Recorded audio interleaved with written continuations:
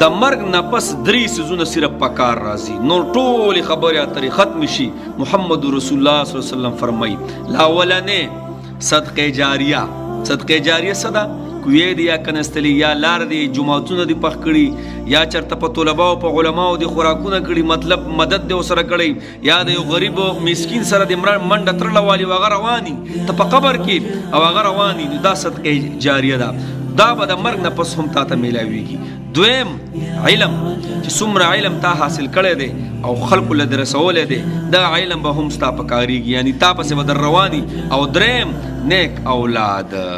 خوش قسمت دی هغه مور او پلار چې د خپلو بچو تربیت وکړي څه ورته لږ وښئ چې په دغه قبر کې بیا مور او پلار پراته وي او د دې بچو تربیت کړی دی دیني علما حافظان نیک خلک ساز کړی یوازې علما حافظان نه